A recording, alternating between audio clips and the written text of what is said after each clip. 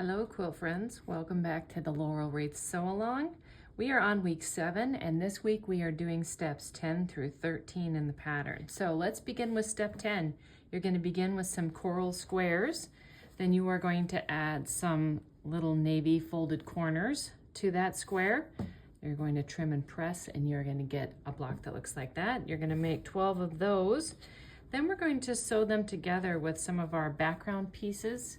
As you can see here, they look a little funny here until you get the whole thing sewn together, and then you can see that they start to become round looking and make berries.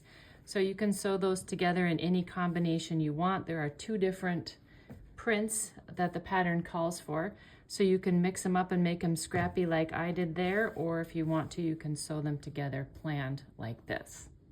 So moving on to step 11, you're going to take 2 green squares that you lay right sides together, draw your line down the center, so 1/4 inch away from either side of that line so that you get some half square triangle blocks that look like this. Then you're going to take some of your background squares and add folded corners to either side so you get your leaf unit that looks like this. Then you're going to take that leaf unit, sew a little strip to the top like this. There you can see I've completed that task. Then you're going to sew another background strip to this side of your leaf block, and then you're going to sew it together with your berry block.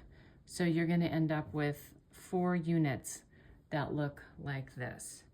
Then we're going to move on to step 13, and you are going to take the remaining 4 of your leaf blocks and sew a background strip to either side. Then you're going to add your stem, and it will look like that. So that's your simple assignment for this week. Make those berries, make your units that look like this, and then make your units that look like this, and then this unit right here. So that's a wrap for week 7.